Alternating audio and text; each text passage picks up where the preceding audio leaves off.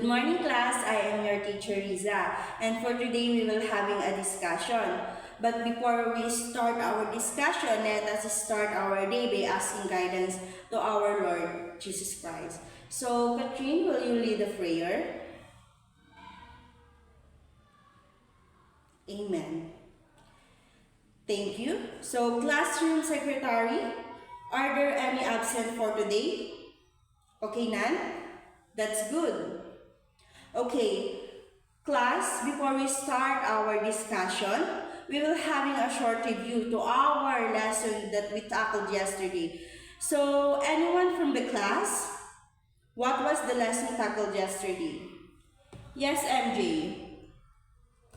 That is all about the different classification of carpentry tools. So, what are those different carpentry tools? Okay, yes, Wendy. Yes, measuring tools, Diana. Marking tools, yes. Testing tools, driving tools, boring tools, edge cutting tools, tooth cutting tool. What else?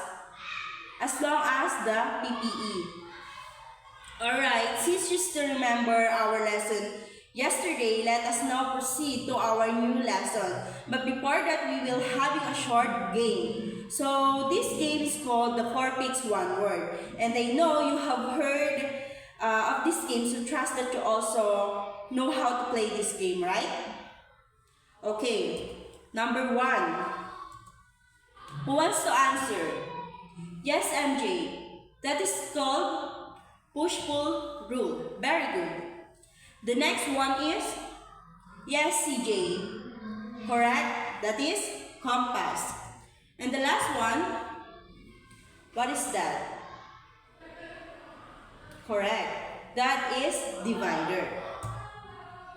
So, our main topic for today, discussion, is about the types of measuring tools. So, the pictures that I showed you earlier are somehow related to our lesson today. So, the first one is, but before that, we will having a learning outcomes. And these are to discuss and identify the different types of and uses of measuring tools. The second one is value the importance of knowing the different types and uses of measuring tools. And the last one, demonstrate how to handle the measuring instrument or tool. Okay, the first one is push-pull rule. Yes, Edmar, will you read? Okay, it is used for measuring long pieces of stocks, and also it is a measuring tape that coils into compact case. Okay, the second one is the zigzag rule. Yes, MJ, will you read? Yes, it is a full measuring tools and also a rule composed of light strips of wood joined by rivets so as to be foldable, all the opening and closing parts being parallel. So the third one is ruler.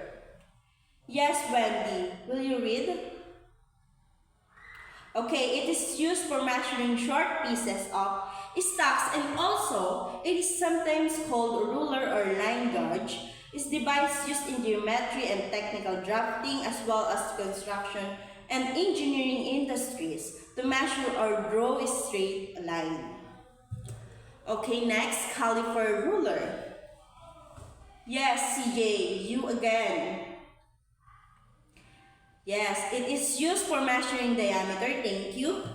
And also, it's a device used to measure the distance between two opposite sides of an object. That thing called is caliper ruler. Okay, next, tri-square. Who wants to read? Yes, Edmar.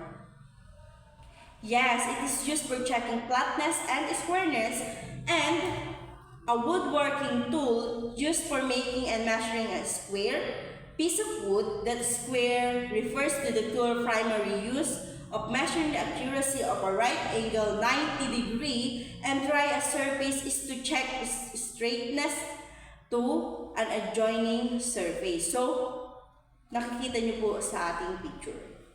Okay, next. Divider. Yes, Catherine.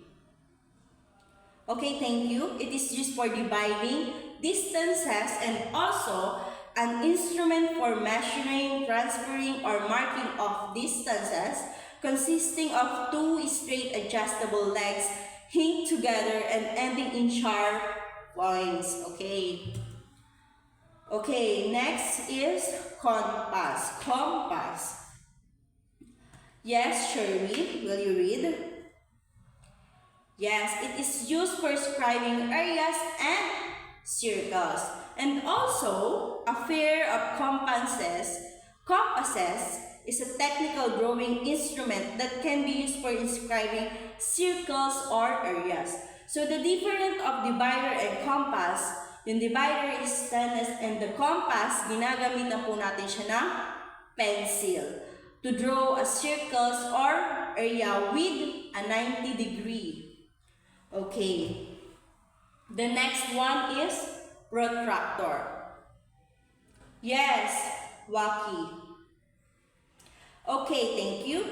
It is used for laying our angles. And also, a measuring instrument typically made of transparent plastic or glass used for measuring angles. Most protractors measure angles in degrees, divided into 180 equal parts. So, no elementary tayo, gumamit na rin po tayo ng protractor to measure the angle with about a 180 equal parts. Okay. Naintindihan po ba? Okay, let us now move on and let us study on how properly handle a measuring instrument or tools. So number 1, will you read CJ again? CJ? Okay, wipe measuring tools before returning them to the storage room, and that's right. Because always use a damp cloth first when wiping tools, then wipe it again with a dry cloth before storing them. So the first cloth is wet and the next is dry to store properly the measuring tools. Okay, the second one, yes, Edmar, you again. Okay, thank you. Oil the movable parts of the measuring tools such as zigzag rules, calipers, dividers, and compasses to avoid stack up. So, some measuring instruments have movable parts and a good carpenter maintain these tools by regularly putting on in their nuts. Like for example, the divider. Kasi stainless po siya, bago siya i-store, kailangan linisin yung bawat parts niya. As long as yung pinakagitna nung between na divider. Okay. So the third one, yes, Wendy? Okay, thank you. Make sure that the grids like sand do not get inside the housing or case of a push or pull-push rule to avoid wearing off the graduation. So, meaning to say, when working, there is times that some sands or other dirt find their way in small spaces of the tool. So, wag daw po natin hahayaan na like yung sand, yung mga alikabok, is mapunta dun sa measuring tools. Very good. Okay, the last one is check the lock of the push-pull rule. So, sometimes the lock of the push-pull rule gets stuck.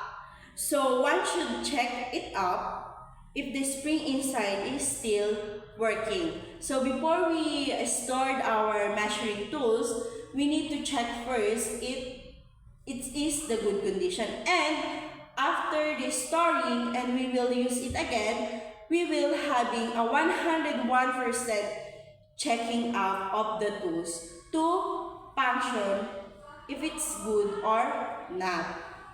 Okay, you got it? So, thank you. Now that I have explained the different types of measuring tools, I have an activity for you all. So, we will have an activity time. And this activity is called the picture guess. You can only have to guess what picture is called. and raise the flags I give you. The first group to raise the flags will answer, and if the answer is wrong, the other group can steal the chance to answer.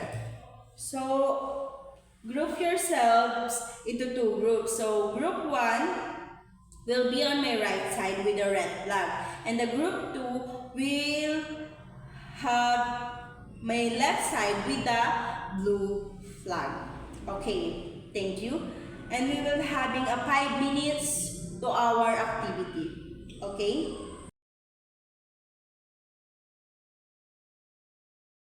Okay, thank you po sa mga nag-participate sa ating activity, and lahat po kayo ay correct. So, our generalization, what is the significance of the knowing the types of measuring tools as carpentry student?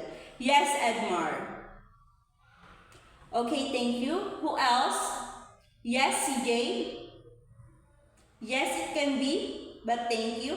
Yes, MJ?